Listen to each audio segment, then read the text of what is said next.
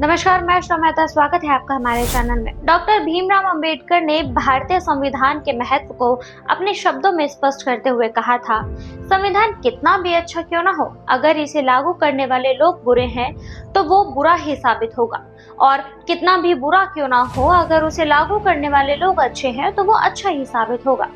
ये विचार न केवल संविधान की ताकत को रेखांकित करता है, बल्कि इसे लागू करने वाले की नैतिकता और नियत पर भी सवाल उठता है। संविधान अच्छा है या बुरा, इस पर बहस तभी खत्म होती है जब हम उन लोगों की इच्छा शक्ति और इरादों को समझते हैं जो इसे लागू करने की जिम्मेदारी उठाते हैं। हाल के वर्षों में यह सोच उभरी है कि भारत के संविधान को बदलने से देश की समस्याओं का समाधान हो जाएगा, लेकिन ये समझना जरूरी है कि संविधान केवल एक कानूनी दस्तावेज नहीं है, ये किसी भी देश के सिद्धांतों और शासन प्रणाली का सार है। भारतीय संविधान न केवल हमारे राष्ट्र की आधारशिला है, बल्कि ये लोकतंत्र, न्याय, स्वतंत्रता और समानता के मूल्यों को भी संरक्षित करता है।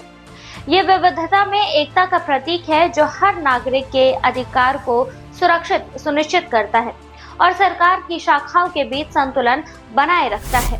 भारतीय संविधान का निर्माण एक विस्तृत और ऐतिहासिक प्रक्रिया का परिणाम है।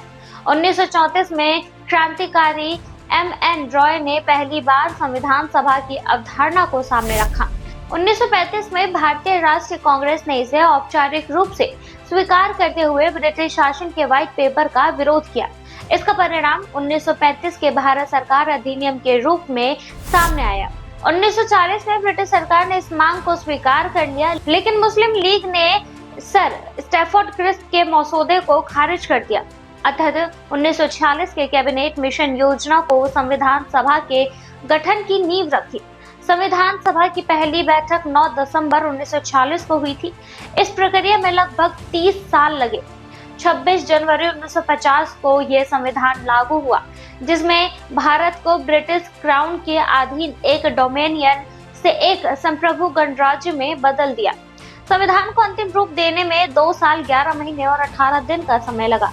इस पर 64 लाख रुपए खर्च हुए और प्रारंभिक मसौदे में 2475 संशोधन किए गए।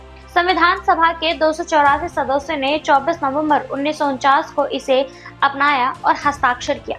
संविधान निर्माण के इस ऐतिहासिक कार्य ने न केवल संविधान सभा के सदस्य बल्कि आम नागरिकों और संगठनों की ओर भागीदारी रही। ये धारणा कि संविधान केवल कुछ अभिजात वर्ग के लोगों की सोच का परिणाम है, पूरी तरह से सही नहीं है। 1946 से 1947 के बीच लगभग 50 व्यक्तियों और दर्जनों संगठनों ने अपने विचार और सुझाव संविधान सभा को भेजे। सहारनपुर के सेनावृत्ति अधिकारी इंदरलाल ने संविधान के बुनियादी सिद्धांतों पर 55 पन्नों का एक ज्ञापन भेजा था।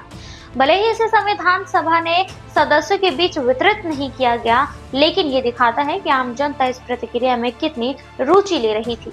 1947 तक जब संविधान का पहला मसौदा तैयार हुआ, 150 से अधिक संगठनों और व्यक्तियों ने अपनी मांगों और सुझाव प्रस्तुत किए।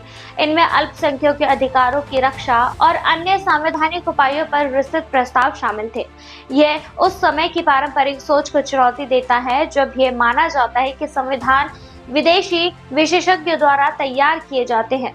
भारत ने न केवल अपना संविधान खुद लिखा, बल्कि इसे लोकतांत्रिक सिद्धांतों पर आधारित किया। भारतीय संविधान दुनिया के सबसे लंबा लिखित संविधान है। इसके अंग्रेजी संस्करण 1,17,369 शब्द हैं। इसे प्रेम बिहारी नारायण रैजादा ने पूरी तरह हाथों से लिखा था। शांति निकेतन के कलाकारों ने इसके पृष्ठों को सजाया, जिनमें नंदलाल बोस और बेओहर राम मनोहर सिन्हा प्रमुख थे। संविधान का ये स्वरूप इसे केवल कानूनी दस्तावेज नहीं, बल्कि कला और एक अद्वितीय नमूना भी मानता है।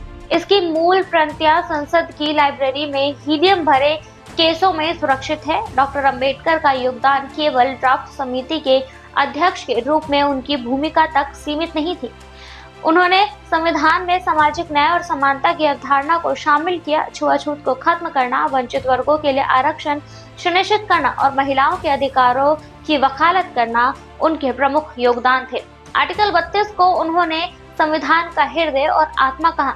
यह अनुच्छेद नागरिकों को अपने अधिकारों की रक्षा के लिए सुप्रीम कोर्ट जाने का अधिकार देता है।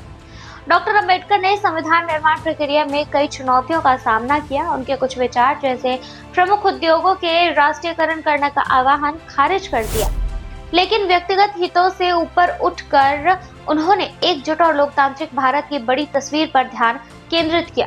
संविधान लागू होने के साथ भारत ने 26 जनवरी 1950 को अपनी नई पहचान अपनाई। अशोक स्तंभ, जो शक्ति, साहस और आत्मविश्वास का प्रतीक है, राष्ट्रीय प्रतीक बना। दशकों में संविधान को बदलती परिस्थितियों के अनुसार संशोधित किया गया। 42वें संशोधन को अक्सर मिनी संविधान कहा जाता है क्योंकि इसमें महत्वपूर्ण परिवर्तन किए गए थे। प्रस्ताव में समाजवादी, धर्मनिरपेक्ष और अखंडता शब्द जोड़े गए। डॉक्टर अंबेडकर ने 26 जनवरी 1950 को एक महत्वपूर्ण चेतावनी दी। हम विरोधाभासों की दुनिया में प्रवेश कर रहे हैं। राजनीतिक में हमें समानता मिलेगी, लेकिन सामाजिक और आर्थिक जीवन में असमानताएं बनी रहेंगी।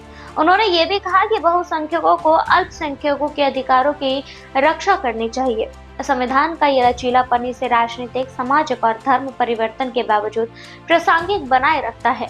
ये केवल एक कानूनी ढांचा नहीं बल्कि हमारे राष्ट्र के लोकतांत्रिक लोकाचार का प्रतीक भी है। प्रस्ताव में निहित मूल्य न्याय, स्वतंत्र, समानता और बंधुत्व भारतीय समाज के दशकों से प्रेरित करते आए हैं। डॉक्टर अंबेडकर के शब्दों में संविधान केवल वकील का दस्तावेज नहीं, ये जीवन का वाहन है और इसकी आत्मा हमेशा युग की आत्मा होती है।